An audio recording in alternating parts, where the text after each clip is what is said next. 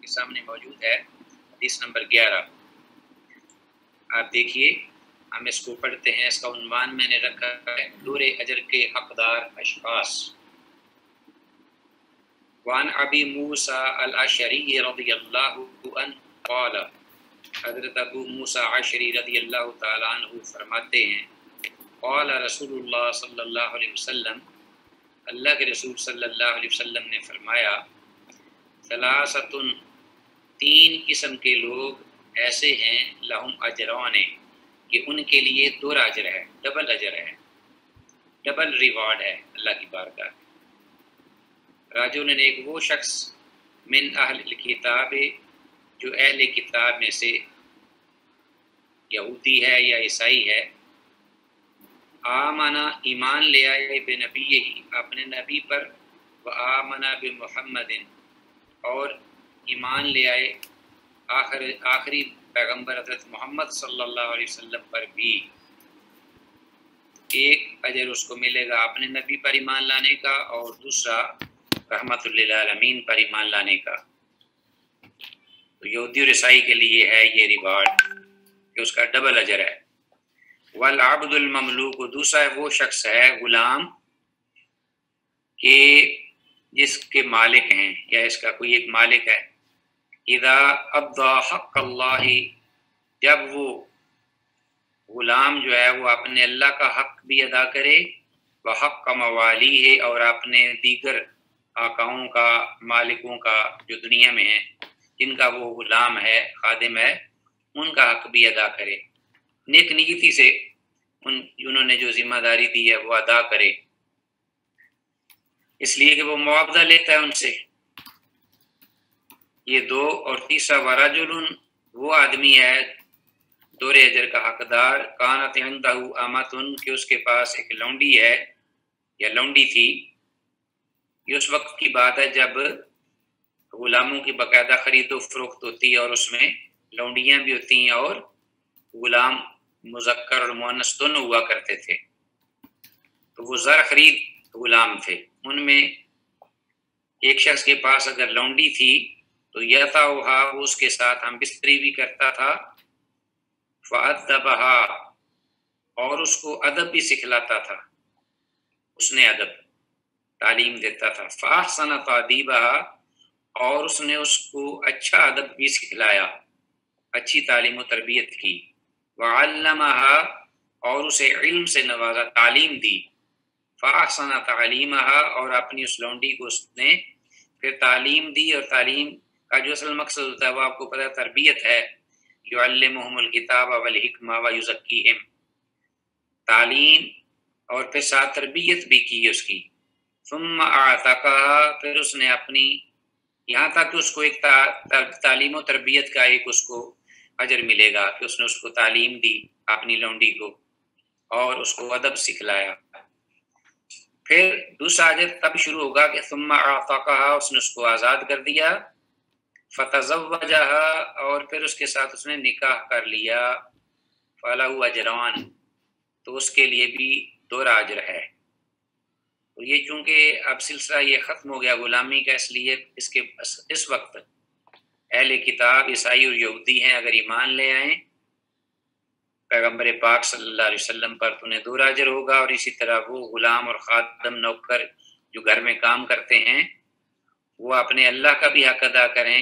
بس اوقات یہ ہوتا ہے کہ وہ گھر کے کام کرتے رہتے ہیں، نماز کا وقت ہوتا ہے نماز ہی نہیں پڑھتے، روزے ہی نہیں رکھتے، یہ میں کام کرنے پڑتے ہیں، تو ایک مالک حقیقی کا حق ختم ہو جائے گا، اس کے لیے اجر نہیں ہے۔ دو اجر ڈبل کام کرنے، تو سب آقاؤں کو ان کے فرائض اور ذمہ داری پوری کرنے پر ہے۔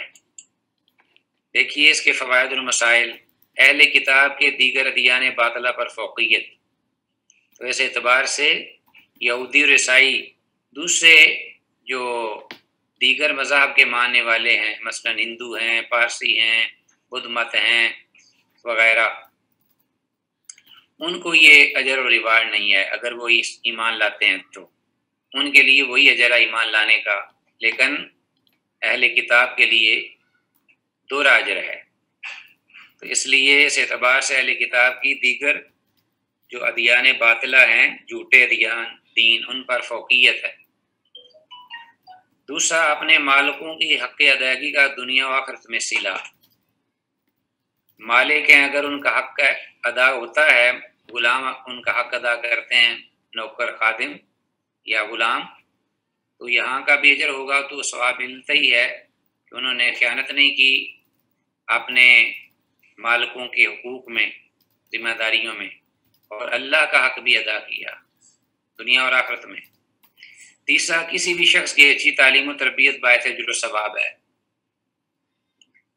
تو اگر کسی لونڈی کی تعلیم و تربیت کرنا یہ اجر و ثواب کا باعث ہے، تو دیگر اپنے رشتہ دار، عزیز یا خاص طور پر اپنی اولاد جس کی تعلیم و تربیت ایک گھر والے پر ذمہ داری بھی ہے، تو اس کا اجر اور ثواب تو بہت ہی زیادہ ہے، جیسے حدیث میں آتا بھی ہے کہ جس کے لیے من کانت لہ انثی فلم یعدھا ولم یہنھا، ایک بچی ہے جس کے پاس 2 بیٹیاں بچی ہیں، اس کی اس نے تعلیم و تربیت کی، تو قیامت کے دن وہ ان کے لیے جنت میں داخلے کا باعث ہوں گی۔ کہتے ہیں آگے دوسری حدیث ہے ہمارے پاس، حدیث نمبر 12، اسلام مومن کی جان، مال اور عزت کا ضامن ہے۔ وعن ابن عمر رضی اللہ عنہما، حضرت عبداللہ ابن عمر رضی اللہ عنہما سے روایت ہے، قال، وہ کہتے ہیں، قال رسول اللہ صلی اللہ علیہ وسلم، اللہ کے رسول صلی اللہ علیہ وسلم نے ارشاد فرمایا، امرت ان اقاتل الناس، کہ مجھے یہ حکم دیا گیا ہے کہ میں لوگوں سے قتال کروں، لڑائی لڑوں، اس وقت تک، یہاں تک کہ حتیٰ یشہدوا، وہ یہ گواہی دیں، اللہ الہ الا اللہ وان محمد رسول اللہ، یہ شہادتین ہیں، لا الہ الا اللہ محمد رسول اللہ، اس کی گواہی دینے تک اللہ نے مجھے حکم دیا کہ لوگوں سے قتال کرو، جہاد کرو۔ تو وَيُقِيمُ الصَّلَاةَ، اور پھر صرف شہادتین پر اکتفا نہیں، بلکہ ہو سکتا ہے بعض لوگ شہادتین کا اقرار کر لیں اور نماز ہی نہ پڑھیں، زکوٰۃ ہی نہ ادا کریں، جیسا کہ آج کل اکثر امت مسلمہ کا حال ہے۔ تو یہاں یہ پورا جو نظام اسلام ہے اس کو اپنانا ہوگا۔ شہادتین کے بعد صرف شہادتین کافی نہیں، وَيُقِيمُ الصَّلَاةَ وَيُؤْتُوا الزَّكَاةَ، کہ وہ نماز بھی قائم کریں اور زکوٰۃ بھی ادا کریں۔ فَإِذَا فَعَلُوا ذَلِكَ، باقی عزیز طلبہ، یہاں نماز اور زکوٰۃ کے علاوہ دیگر جو ارکان دین ہیں ان کا ذکر اس لیے نہیں کیا، روزہ اور حج وغیرہ، کہ اصل جو اقامت دین ہے وہ اس کے لیے یہ 2 اصول ہیں، نماز اور زکوٰۃ۔ اگر یہ 2 ایک شخص ادا کرتا ہے تو سوال ہی پیدا نہیں ہوتا کہ وہ اگر طاقت رکھتا ہو تو زکوٰۃ ادا نہ کرے، استطاعت رکھتا ہو تو حج نہ کرے۔ یہ 2 زیادہ مشکل ہیں، 5 وقت نماز اور زکوٰۃ ہر سال کے بعد، اس لیے نہیں کا ذکر کیا، باقی اس کی ذیل میں ہے۔ رسول اللہ صلی اللہ علیہ وسلم نے فرمایا کہ جب وہ یہ کرنے لگیں گے، آسامو منی دماءہم، تو وہ مجھ سے بچا لیں گے اپنے مال، اپنے خون محفوظ کر لیں گے، وہ اموالہم، اور اپنے مال، الا بحق الاسلام، ہاں اسلام کے حق کے علاوہ، وحسابہم علی اللہ، اور ان کا معاملہ اللہ کی طرف ہوگا۔ یہ حدیث جو ہے امام بخاری اور امام مسلم نے دونوں نے ایک ہی راوی کے ساتھ ایک ہی سند سے بیان کی ہے۔ الا ان مسلمن، ہاں صحیح مسلم میں یہ الفاظ ذکر نہیں ہوئے، لم یذکر، صحیح مسلم میں یہ الفاظ نہیں ذکر ہوئے، الا بحق الاسلام۔ تو دونوں میں گویا بخاری اور صحیح مسلم اور صحیح بخاری میں یہ الا بحق الاسلام کے علاوہ باقی ساری حدیث اسی انہی الفاظ کے ساتھ موجود ہے، متفق علیہ۔ فوائد و مسائل اس میں عزیز طلبہ آپ کے سامنے ہیں کہ شہادتین کی اہمیت و فضیلت، اقامت دین کے 2 بنیادی اصول ہیں، اقامت یعنی نماز قائم کرنا اور زکوٰۃ ادا کرنا، باقی ارکان دین اس کی ذیل میں اس کے تحت آ جاتے ہیں۔ اس لیے قرآن مجید میں ہے نا کہ الذین مکناہم فی الارض اقاموا الصلاۃ وآتوا الزکاۃ، کہ جنہیں ہم زمین میں جگہ دیں، اختیار دیں، تو وہ نماز قائم کرتے ہیں اور زکوٰۃ ادا کرتے ہیں۔ گویا کہ اقامت دین کے لیے یہ 2 ضروری ہیں، اور انہی پر حضرت ابوبکر صدیق رضی اللہ عنہ نے یہ سختی کی تھی کہ واللہ لو قاتلن من فرق بین الصلاۃ والزکات، کہ اللہ کی قسم میں فرق جس نے کیا نماز اور زکوٰۃ کی ادائیگی میں، تو میں ان کے ساتھ جہاد کروں گا اور انہیں ضرور قتل کر کے رہوں گا۔ یہ رسول اللہ صلی اللہ علیہ وسلم کے خلیفہ راشد تھے اور آپ نے بھی یہی فرمایا۔ تیسرا، اسلام ایک مومن کی جان مال اور عزت کا محافظ ہے۔ گویا کہ جو شہادتین کے بعد یہ کام کر لے گا، اقامت دین کے بھی کام، تو پھر گویا کہ اس کی جان مال اور عزت کا اسلام ضامن ہے، محافظ ہے، تو اس پر حرام ہوگی۔ کل المسلم المسلم عرضہ و مالہ و دمہ، ہر مسلمان کا مسلمان پر یہ جان مال اور عزت حرام ہو جائے گی۔ حدیث میں حق الاسلام سے مراد کیا ہے؟ الا بحق الاسلام، وہ مجھ سے اپنا سب کچھ بچا لیں گے، اسلام ضامن ہے ان کی عزت کا، مال کا اور جان کا، لیکن اسلام کا حق اپنی جگہ پر پھر بھی موجود ہوگا۔ اسلام کا حق کیا ہے؟ کہ کوئی شخص کسی کو ناحق قتل کر دے، کوئی مسلمان یا شادی شدہ مسلمان جو ہے وہ بدکاری کا ارتکاب کر لے، یا کوئی مسلمان اسلام قبول کر لینے کے بعد مرتد ہو جائے، تو اسلامی حکومت قاتل کو قصاص میں اور زانی اور مرتد کو شرعی حد جاری کر کے جان سے مار دے گی، اس میں اس کے جان مال محفوظ نہیں ہوں گے۔ اسی طرح اگر اس نے مال کسی کا غصب کر لیا تو وہ مال بھی اس کا واپس دلوایا جائے گا۔ حدیث نمبر 13، عہد و پیمان کی پاسداری۔ حضرت انس بن مالک رضی اللہ تعالیٰ عنہ سے روایت ہے، انہ بے شک وہ قال کہتے ہیں، قال رسول اللہ صلی اللہ علیہ وسلم، من صلی صلاتنا، جس نے ہماری نماز پڑھی، واستقبل قبلتنا، اور ہمارے قبلہ کی طرف رخ کر کے عبادت کی۔ مطلب یہ ہے کہ عبادات میں اور اسی طرح ان عبادات اور اعمال میں جس میں قبلہ رخ ہو کر وہ مثلا زبان جانور ذبح کرتے ہیں، وَقَلَ ذَبِیحَتَنَا، اور ہمارا ذبیحہ جس نے کھا لیا، ذَلِكَ الْمُسْلِمُ، پس یہ وہ مسلمان ہے، الَّذِی لَهُ ذِمَّةُ اللَّهِ وَذِمَّةُ رَسُولِهِ، جو اللہ اور اس کے رسول کے ذمے میں ہے، ذمہ داری میں ہے، حفاظت میں ہے۔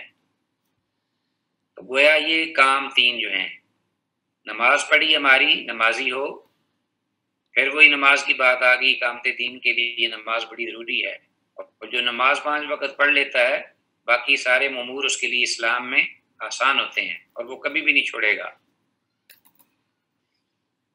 ہمارے قبلہ کی طرف رخ کر کے وہ عبادت کرتا ہے اور ہمارا ذبیحہ ذبح کیا ہوا جانور کھاتا ہے، تو یہ وہ مسلمان ہے کہ جو اللہ اور اس کے رسول کے ذمے میں ہے۔ فلا تغفر اللہ فی ذمتہ، تو اللہ حکم الحاکمین کے ذمہ کو نہ توڑو اور نہ اس میں کمی کرو۔ تو عزیز طلبہ، یہ باب خفارہ یخفر تخفیر، باب تفعیل ہو تو اس کا معنی ہوتا ہے کسی کی حفاظت کرنا، اور یہ باب یہاں جو ذکر ہوا ہے اغفر یغفر تغفر، تغفر اللہ افعال ہے، اس کا معنی ہوتا ہے کہ کسی عہد کو توڑ ڈالنا۔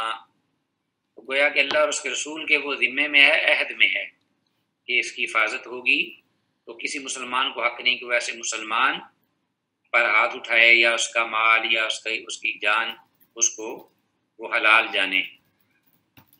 امام بخاری نے اسے اپنی صحیح میں روایت کی ہے، اور اس میں ایک تو یہ واضح ہوا عزیز طلبہ اس حدیث سے کہ تارک نماز کو کافر کہنے والے علماء محدثین کی دلیل۔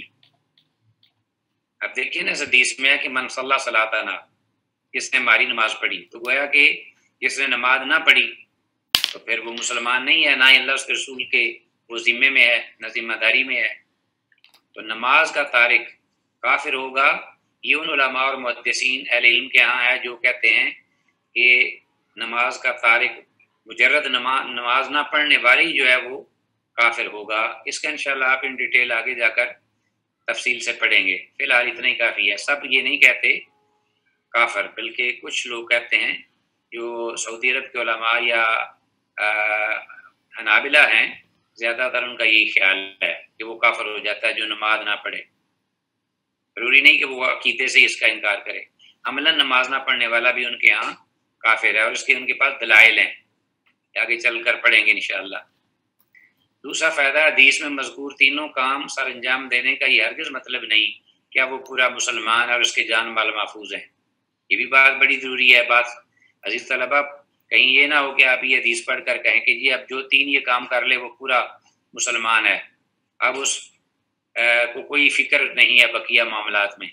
تو میں آپ سے پوچھتا ہوں کہ اگر یہ تینوں کام ہیں، تو نماز بھی پڑھتا ہے، قبلہ کی طرف رخ کر کے عبادت بھی کرتا ہے اور ہمارا ذبیحہ بھی کھاتا ہے، لیکن ختم نبوت کا اس کا عقیدہ ٹھیک نہیں، وہ جو ہے قادیانی غلام احمد اس کو وہ سمجھتا ہے کہ وہ مجدد یا وہ نبی ہے، نعوذ باللہ۔ تو اس کا مطلب یہ ہے کہ جملہ جتنے بھی اسلام کے تقاضے ہیں دین کے پورے مکمل کرنے کے بعد، یہ اگر اس کے اندر چیزیں پائی جاتی ہیں تو وہ پورا مسلمان ہوگا۔ ادخلوا فی السلم کافہ۔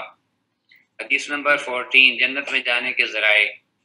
حضرت ابو ہریرہ رضی اللہ تعالیٰ عنہ سے روایت ہے، وعن ابی ہریرہ رضی اللہ عنہ قال اتی اعرابی النبی صلی اللہ علیہ وسلم، عطا آیا اعرابی ایک بدوی النبی نبی صلی اللہ علیہ وسلم کے پاس، فقال تو کہنے لگا، دلنی مجھے دلالت کیجئے، مجھے رہنمائی کیجئے، علی عمل ایسے عمل پر، اذا عملتہ جب میں عمل کروں، دخلت الجنہ تو میں جنت میں داخل ہو جاؤں۔ تو آپ صلی اللہ علیہ وسلم نے اس واضح اور کلیئر سوال کے جواب میں ارشاد فرمایا، قال تعبد اللہ، اللہ کی عبادت کر ایک، ولا تشرک بہ شیئا، اور معمولی بھی اس ذات کے ساتھ شرک نہ کرنا۔ عبادت کا معنی یہ ہے شرک کی نفی، جب صحیح عبادت کرے گا تو شرک کی نفی ہو جائے گی۔ وتقیم الصلاۃ، اور نماز 5 وقت کی جو فرض ہے، المکتوبۃ، وتقیم الصلاۃ، اور تو نماز قائم کر، المکتوبۃ، فرض نماز۔ نفلی نماز کی یہاں بات نہیں ہوئی، نہ اس کا ذکر ہے۔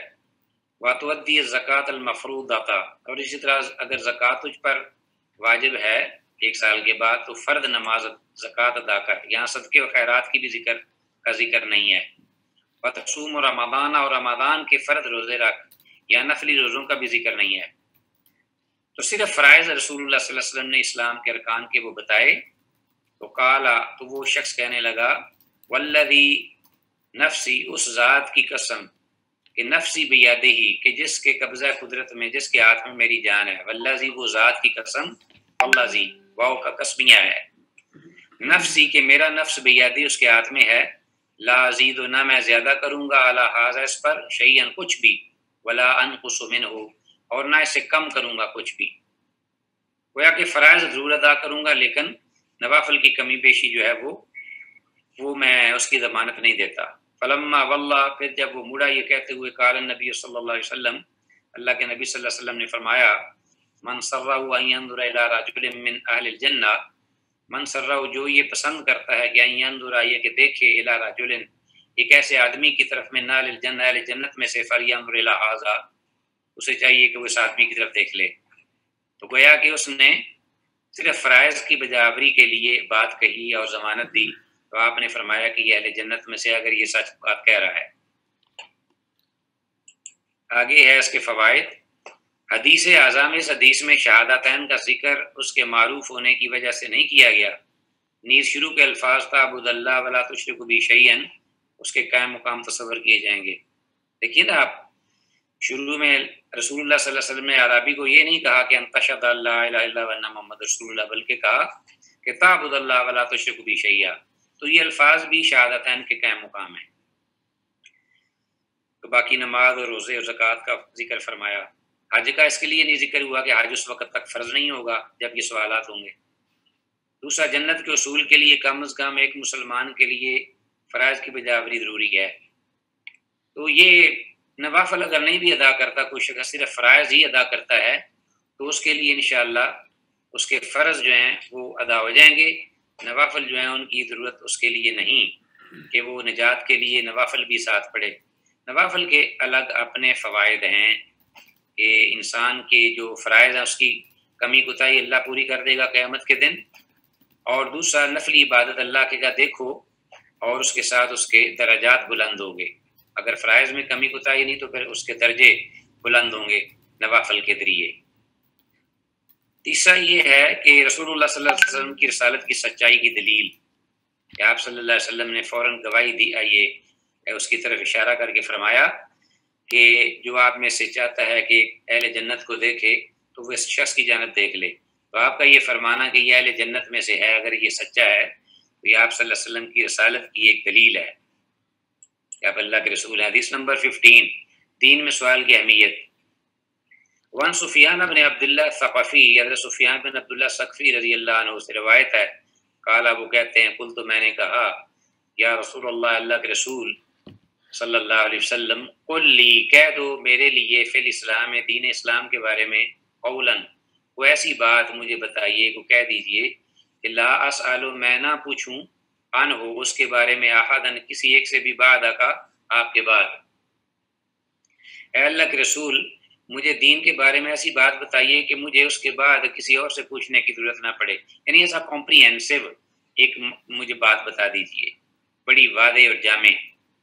اور ایک روایت میں، وفی روایت غیرہ کا کے الفاظ ہیں، احدن کے علاوہ غیرہ کا کے ہیں کہ لا اسأل عنہ غیرہ، احدن غیرہ کا بعد کا کچھ ہے، معنی ایک ہی ہے کہ آپ کے علاوہ میں کسی اور سے سوال نہ پوچھوں، مجھے ضرورت ہی نہ پڑے.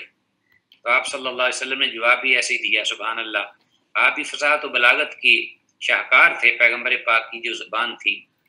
سوال بھی بہت ہی اس نے کہا کہ کمپریہنسو، وہ جواب اس سے بھی زیادہ جامع ہے.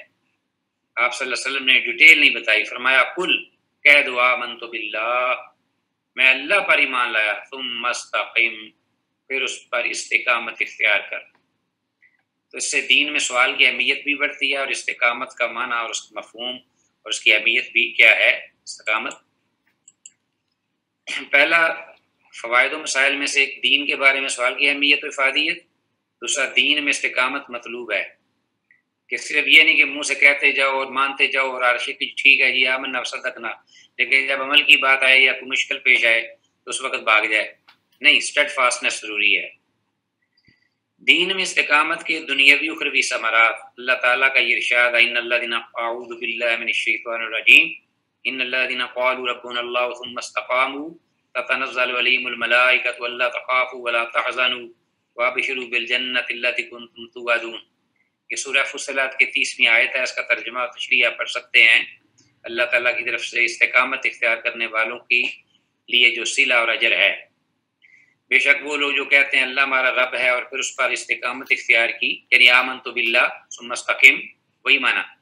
تتنزل علیہم الملائکہ، ان پر اللہ کے فرشتے اترتے ہیں، یہ نویدیں اور خوشخبریاں لے کر کہ اللہ تخافوا، تمہیں ڈرنے کی ضرورت نہیں، ولا تحزنوا، اور نہ غم کھاؤ گے. خوف کا تعلق مستقبل سے ہے اور غم کا تعلق جو ہے وہ ماضی سے ہے، پاسٹ سے. پاسٹ میں جو پریشانی اس کو جو چھوڑ آیا ہے اس کے بارے میں بھی کوئی پریشانی ہونے کی ضرورت، اور آئندہ مستقبل فیوچر میں آخرت میں بھی حساب و کتاب کے لیے ڈرنے کی ضرورت نہیں. وابشروا بالجنہ، اور جنت کی خوشخبری لو، التی کنتم توعدون، جس کا تمہیں وعدہ کیا گیا تھا. عزیز طلبہ، یہ چوتھا ہمارے پاس ہے. استقامت سے مراد یہ ہے، استقامت کا معنی پھر کیا ہے یہ بھی سوچنا ہے کہ ثم استقم کمپریہنسو لفظ ہے، اس کا معنی ضرور ذہن میں رکھیے گا، اس کا سوال بھی آگے آ رہا ہے. استقامت سے مراد یہ ہے کہ جن لوگوں نے یہ کہہ دیا کہ ہمارا پروردگار اللہ ہے، پھر وہ اسی پر قائم رہے. مطلب یہ کہ توحید و سنت کو مان لینے کے بعد شرک و بدعت میں آخر دم تک مبتلا نہیں ہوئے، آخری سانس تک، اور زندگی کے ہر کام میں انہوں نے اللہ تعالیٰ کی رضا اور رسول اللہ صلی اللہ علیہ وسلم کی پیروی کو لازم رکھا. تو یہ استقامت ہے. اگر پھسل گیا، بہہ گیا، چھوڑ گیا تو بھاگ گیا، وہ استقامت نہ رہی. حدیث نمبر 16، فلاح دارین کا کافی و شافی نسخہ. عزیز طلبہ، یہ حدیث دیکھ لیجئے. وان طلحہ بن عبید اللہ، طلحہ بن عبید اللہ رضی اللہ عنہ سے روایت ہے، قال، وہ کہتے ہیں، جاء رجل، کہ ایک آدمی آیا الی رسول اللہ صلی اللہ علیہ وسلم، رسول اللہ صلی اللہ علیہ وسلم کی خدمت میں حاضر ہوا ایک آدمی، کوئی بھی آدمی تھا. رجل من اہل نجد، اہل نجد سے. نجد کا علاقہ آپ جانتے ہیں سعودی عرب میں سرحدی علاقہ ہے پورا علاقہ. سائر الراس، کس حالت میں آیا؟ سائر الراس، سر کے بال اٹے ہوئے تھے گرد و غبار سے، یعنی پراگندہ بال، بکھرے ہوئے بال، بے ترتیبے. نسمع دویہ صوتہ ہی، ہم صرف اس کی نسمع سن سکتے تھے، دویہ صوتہ ہی، اس کی آواز کی گونج، بن بناٹ سنتے تھے، اس کی آواز کلیئر نہیں تھی. ولا نفقہ ما یقول، اور ہم نہیں سمجھ پاتے تھے جو وہ کہہ رہا تھا، جو وہ بات کر رہا تھا وہ بھی ہمیں سمجھ میں نہیں آ رہی تھی، گویا کہ بدو تھا بیچارہ، جڈ قسم کا، ان پڑھ سا، بات بھی کرتا تو سمجھ نہ آتی، اور پھر تھا بھی حالت بھی بڑی اس طرح کی تھی۔ ولا نفقہ ما یقول، ہم نہیں سمجھ سکتے تھے جو وہ کہہ رہا تھا، حتی دنا من رسول اللہ، یہاں تک کہ دنا وہ قریب ہوا اللہ کے رسول صلی اللہ علیہ وسلم کے، اللہ کے رسول صلی اللہ علیہ وسلم کے پاس بیٹھ گیا اور قریب ہو گیا۔ فَإِذَا هُوَ يَسْأَلُ عَنِ الْإِسْلَامِ، اس حال میں کہ وہ آپ صلی اللہ علیہ وسلم سے اسلام کی بابت سوال کرنے لگا، کیا؟ فقال، کہنے لگا، یسأل عن الاسلام، یعنی سوال کی بابت اس نے پوچھا، کس سے؟ رسول اللہ صلی اللہ علیہ وسلم سے، جن کے پاس وہ آیا تھا اور ان کے قریب ہو گیا تھا۔ اب اس حالت میں اگر کوئی عام آدمی ہوتا تو وہ اور انہیں کچھ ملامتیں شروع کر دیتا، لیکن رحمت للعالمین کے اس نے سلوک اور اخلاق پر قربان جائیں، فدا جائیں، انہوں نے بالکل ایسی بات نہیں کی، بلکہ خوش ہوئے اور پوری توجہ سے اس کی بات کو سنا اور جواب دیا۔ کیا جواب دیا؟ اسلام کے بارے میں جو حدیث جبریل میں تھا۔ فقال رسول اللہ صلی اللہ علیہ وسلم، 5 صلوات فی الیوم واللیلہ، 5 فرض نمازیں رات میں اور دن میں، 24 گھنٹوں میں۔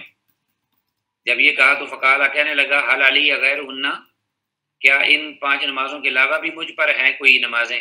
فقال، آپ نے فرمایا، لا، نہیں، الا ان تطوع، ہاں اگر تو کوئی نفلی نماز پڑھنا چاہے تو پڑھ لے۔ تو دروازہ بند نہیں، دروازہ کھول دیا نفلی نمازوں کا۔ قال رسول اللہ صلی اللہ علیہ وسلم، اس کے بعد آپ نے مزید فرمایا، وصیام شہر رمضان، رمضان المبارک کے مہینے کے روزے یہ بھی ہیں، یہ بھی فرض ہیں۔ وقال، کہنے لگا، حل علی غیرہ، کیا ان فرضی روزوں کے علاوہ بھی کچھ ہے؟ قال، آپ نے فرمایا، لا، نہیں، الا ان تطوع، مگر یہ کہ تو کچھ نفلی عبادت روزوں کی شکل میں کر لے، جیسے سوموار پیر کا روزہ آپ رکھتے تھے، ایام 20، 13، 14، 15 ہر مہینے کی تاریخ کو، اسی طرح عاشورہ کا روزہ ہے، شوال کے روزے ہیں وغیرہ، اور اسی طرح یہ جو روزہ بھی آ رہا ہے یہ 2 سال کے گناہوں کی معافی کا، سبحان اللہ، یہ کہ اپنا یوم عرفہ کا روزہ، تو یہ دروازے بند نہیں۔ قال، کہنے لگا، وذکر له رسول اللہ صلی اللہ علیہ وسلم الزکاۃ، کہ اس کے بعد راوی کہتے ہیں کہ آپ صلی اللہ علیہ وسلم نے اس عربی کے لیے زکوٰۃ کا بھی ذکر کیا۔ قال، راوی کہتے ہیں، وذکر له، اور ذکر کیا اس کے لیے، اس بدوی کے لیے، رسول اللہ صلی اللہ علیہ وسلم، اللہ کے رسول نے، الزکاۃ، زکوٰۃ کا بھی، زکوٰۃ کو نہیں چھوڑا، یہ بھی رکن دین ہے، رکن اسلام۔ فقال، تو اس پر وہ کہنے لگا، حل علی غیرہ، کاسس زکوٰۃ کے علاوہ بھی مجھ پر کچھ ہے اللہ کے رسول؟ فقال، آپ نے فرمایا، لا الا ان تطوع، نہیں مگر یہ کہ تو کچھ نفلی صدقات اگر تجھے طاقت ہے تو وہ دے، اس کا دروازہ بند نہیں۔ قال، راوی کہتے ہیں کہ فادبر الرجل، اس پر وہ آدمی جو آیا تھا وہ بس سوال کرتے ہی، جواب پاتے ہی وہ مڑا اور چلتا بنا۔ فادبر کا معنی ہے پیٹھ منہ پھیر کر چلا گیا۔ وہو یقول، وہ جاتے ہوئے یہ کہہ رہا تھا، واللہ، اللہ کی قسم، لا ازید علی ھذا ولا انقص منہ، نہ میں رسول اللہ صلی اللہ علیہ وسلم کی اس بات پر زیادہ کچھ کروں گا عمل، نہ اس سے کم۔ فقال رسول اللہ صلی اللہ علیہ وسلم، تب اللہ کے رسول صلی اللہ علیہ وسلم نے فرمایا، افلح الرجل ان صدق، اگر آدمی نے بات سچ کہی ہے تو یہ کامیاب ہو گیا۔ تو اس میں بھی عزیز طلباء، اسی طرح پہلی حدیث کسی مفہوم سے ہمارے پاس سے گزری ہے، لیکن ذرا یہ قدر طویل ہے، اس میں الا ان تطوع کے الفاظ نہیں تھے، صرف آپ نے فرائض کا ذکر کیا تھا، اس لیے ہمارے سامنے یہ فوائد و مسائل یہ ہیں۔ رسول اللہ صلی اللہ علیہ وسلم کا حسن اخلاق کہ ہر وقت اور ہر کسی کے لیے آپ کے دروازے کھلے تھے۔ دوسرا، اخروی کامیابی کے لیے فرائض و واجبات کی ادائیگی ضروری ہے۔ کامیابی کے لیے جو اللہ نے پوچھنا قیامت کے دن حساب و کتاب، وہ نوافل کے بارے میں نہیں بلکہ فرائض و واجبات کے بارے میں ہے۔ تو بعض لوگ بہت زیادہ نفلوں پر توجہ دیتے ہیں اور دلاتے ہیں اور فرائض پیچھے رہ جاتے ہیں، تو اس کا ہمیں کرنا، معاملات میں بھی اور اپنے معاشی، سماجی، عبادات کے معاملے ہر ایک میں دیکھنا ہے۔ 16 14 14 16 16 17 رکھتے عشاء کی چھوڑنی نہیں، اور جناب جو فرائض ہیں وہ چاہے تو نماز جماعت کے ساتھ بھی نہ ملے اور ٹکریں مار کر نفلی عبادت جو ہے وہ نہیں چھوڑتے۔ اس طرح نفلی معاملات میں جو لین دین کے اس میں بھی نوافل کو توجہ سے ادا کرتے ہیں اور فرائض کو پیچھے۔ اب کوئی شخص باہر تبلیغ کے لیے چلا جاتا ہے اور پیچھے جو رشتہ دار اپنے ہیں گھر والے بیچارے اور اہلیہ اور بیوی بچے، ان پر خرچ کرنا، ان کی دیکھ بھال، ان کی تعلیم و تربیت فرض ہے، اور باہر نکلنا یہ نفل ہے۔ نفلی عبادات ایک تو فرائض کو کمی پوری کرنے کے لیے ہوتی ہے، اور دوسرے درجات کی بلندی کے لیے رکھی گئی ہیں۔ اللہ تعالیٰ فرمائیں گے انظروا لعبدی هل تجدون شیئا من تطوع، جب فرائض کی کمی دیکھیں گے اللہ تعالیٰ قیامت کے دن تو کہیں گے کہ میرے بندے کے فرائض میں سے نفلی عبادت دیکھو، اگر ہے تو فرائض کی کمی اسے پوری کرو۔ چوتھا، نمازیں صرف 5 ہی فرض ہیں، ان کے علاوہ بقیہ تمام نمازیں یا تو سنت ہے اور یا مستحب، وطر سمیت۔ وطر کی نماز بھی یہ فرض نہیں نہ واجب ہے۔ عیدین کی نمازیں اور سورج چاند گرہن ایکلپس، مون اور سن ایکلپس کی نمازیں، اس طرح نماز استسقاء وغیرہ، یہ سب جو ہیں نمازیں یہ فرض نہیں۔ اگر ہوتی تو یہاں اعرابی جو آیا تھا رسول اللہ صلی اللہ علیہ وسلم اس کا تذکرہ فرماتے تھے۔ حدیث نمبر 17 میں امر بالمعروف و نہی عن المنکر کی اہمیت ذکر ہوئی ہے۔ وعن ابن عباس رضی اللہ عنہما، عبداللہ بن عباس رضی اللہ عنہما یہ راوی ہیں، رسول اللہ صلی اللہ علیہ وسلم کے چچیرے بھائی اور آپ کے شاگرد باوفا، شاگرد رشید، خاص طور پر قرآن حکیم میں ان کو بہت تفقہ، بہت وسعت علم میں، بہت بڑے عالم عبداللہ بن عباس رضی اللہ عنہما۔ قالا کہتے ہیں کہ ان وفد عبد القیس، عبد القیس کا وفد، لما جب وہ اتوا النبی صلی اللہ علیہ وسلم، جب وہ اللہ کے نبی صلی اللہ علیہ وسلم کی خدمت میں حاضر ہوئے۔ وفد عبد القیس کی حدیث بڑی معروف ہے، آپ بھی پڑھیں گے آئندہ بھی، دیگر کتب حدیث میں بھی اور یہاں بھی۔ تو قال رسول اللہ صلی اللہ علیہ وسلم، جب یہ وفد پورا آیا، دین سیکھنے کے لیے آئے تھے یہ لوگ، عبد القیس کا وفد اس کا نام تھا۔ رسول اللہ صلی اللہ علیہ وسلم نے فرمایا من القوم او من الوفد، یہ کون سی قوم ہے اور کون سا وفد ہے جو کہ میرے پاس آئے ہیں۔ اب یہاں اللہ کے رسول صلی اللہ علیہ وسلم کو علم غیب ہوتا تو آپ کو پوچھنے کی کیا ضرورت تھی، وہ اتنا بھی پتہ نہیں تھا کہ یہ کہاں سے آئے ہیں، کہ لوگوں کو دیکھ رہے ہیں، وفد آیا ہے گروپ بن کر، ڈیلیگیشن رحمت للعالمین کی خدمت میں دین سیکھنے کے لیے، اور آپ کو پتہ نہیں کہ یہ کہاں سے آئے ہیں۔ تو علم غیب صرف اور صرف اللہ کی ذات کو ہے۔ لوگ جو ہیں وہ بڑے آرام سے پیغمبروں کے ہٹا کر دیگر اولیاء کو بھی ان کے سامنے دنیا جہاں کے خزانے رکھ دیتے ہیں، زمین و آسمان کے پوشیدہ حالات کہتے ہیں کہ ان کو پتہ ہے، ان کو علم ہے علیاذ باللہ۔ تو قالو، پھر انہوں نے سن کر یہ بات آگے سے جواب دیا، یعنی اہل وفد نے، کہ ربیہ، یعنی ربیہ خاندان ہے اور یہ قوم ہے جس سے ہمارا تعلق ہے، بنو ربیہ۔ قال، آپ کو پھر پتہ چل گیا نام سن کر۔ کہتے ہیں مرحبا بالقوم، خوش آمدید، او بالوفد، ایسے وفد یا ایسی قوم یا ایسے گروپ کا آنا، مرحباً، موسٹ ویلکم، جیسے ہم انگریزی میں کہتے ہیں، مرحباً، آپ کا آنا مبارک ہو، غیر خزایا ولا ندامہ، ایسے یہ تو ایسے لوگ ہیں کہ نہ ہی انہیں کوئی رسوائی اٹھانا پڑی اور نہ ہی کوئی ندامت اور شرمندگی۔ غیر خزایا، مرحباً، خوش آمدید اے ربیہ کے لوگوں، نہ تمہیں کوئی رسوائی ملی اللہ کی بارگاہ اور توفیق سے، اور نہ ہی شرمندگی۔ وہ اس میں انہوں نے اس لیے بات کہی کہ وہ بغیر کسی جنگ کے اور بغیر کسی جھگڑے کے اور بغیر کسی تکلیف دہ اور اذیت ناک صورتحال اور شکست کے اللہ نے ان کو اسلام قبول کرنے کی توفیق دی۔ یہ ایک بہت بڑی سعادت ہے، اللہ کی طرف سے بڑی رحمت اور بہت بڑی اللہ کا فضل و کرم ہے کہ جن کو اللہ آسانی سے راہ حق دکھا دیں۔ قالو، انہوں نے کہا یا رسول اللہ، اللہ کے رسول صلی اللہ علیہ وسلم، انا لا نستطیع، ہمیں طاقت نہیں ہے، ان ناتیگا کہ آپ کے پاس آئیں، الا فی الشہر الحرام، سوائے حرمت کے مہینوں کے، اس لیے کہ حرمت کے مہینوں میں ہم آپ کے پاس آ سکتے ہیں، وبیننا وبینہ کا، اور آپ کے ہمارے درمیان، وبینہ کا اور آپ کے درمیان، عاد الحی من کفار مضر، مضر قبیلہ جو کافر ہے ان کی بستی یا ان کے قبائل آپ کے اور ہمارے درمیان حائل ہیں، ہمارے راستے میں وہ پڑھتے ہیں، ہم مسلمان ہیں، اور اس لیے ہمارا آنا حرمت کے مہینوں کے علاوہ ناممکن ہے۔ اس سے معلوم ہوا کہ حرام کے جو حرمت کے مہینے تھے ان میں کافر اور مشرک بھی ان کا احترام کرتے تھے اور جنگ و جدل اور لوٹ مار ختم کر دیتے تھے، تو اس لیے وہ انہی مہینوں میں ہی آ سکتے تھے۔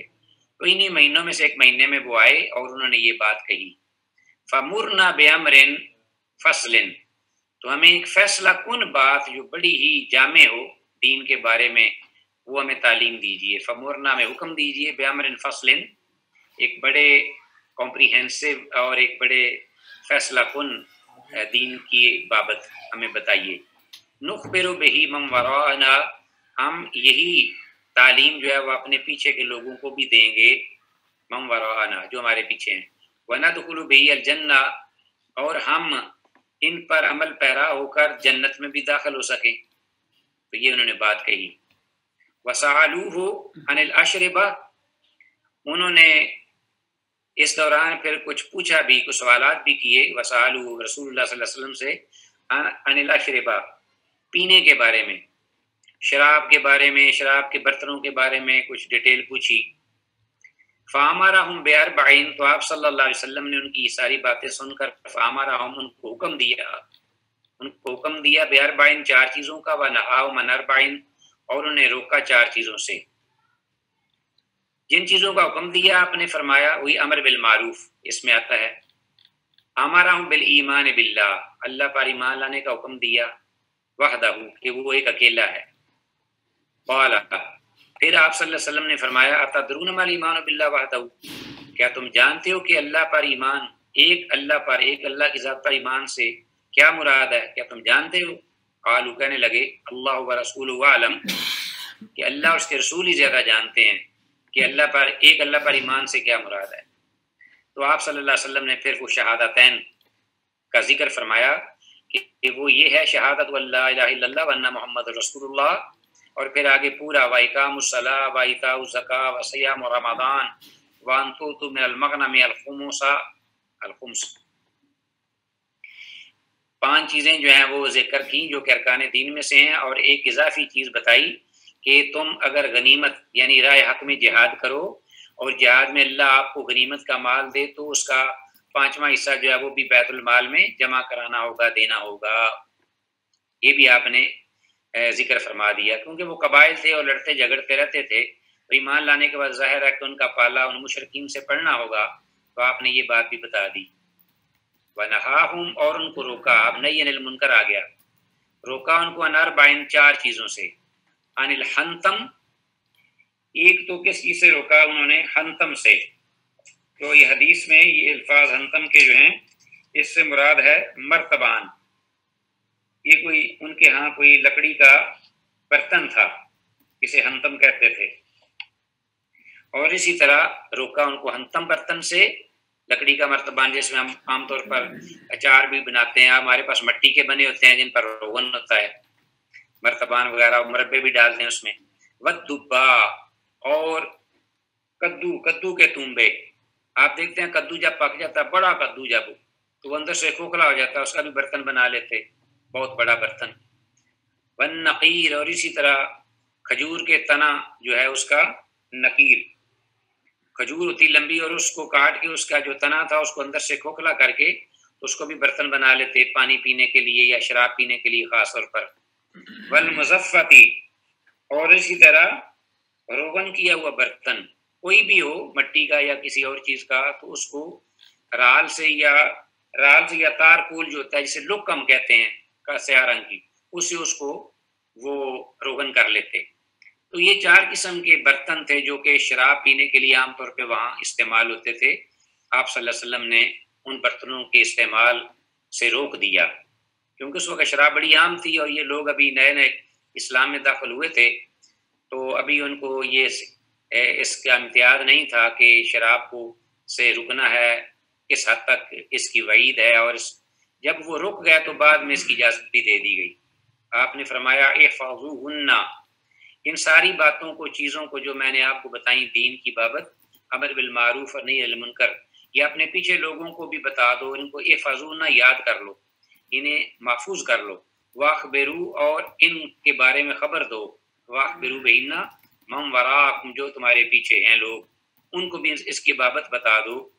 متفق علیہ، اور امام بخاری کے بھی الگ الفاظ ہیں سلسلے میں۔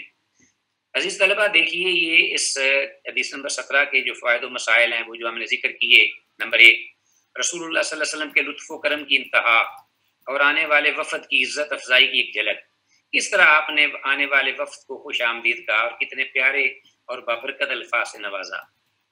مرحباً مرحباً یہ کہنا چاہیے مہمانوں کو، آنے والے لوگوں کو، نہ یہ کہ ناک منہ چڑھا کے آدمی ادھر ادھر کر چھپ جائے۔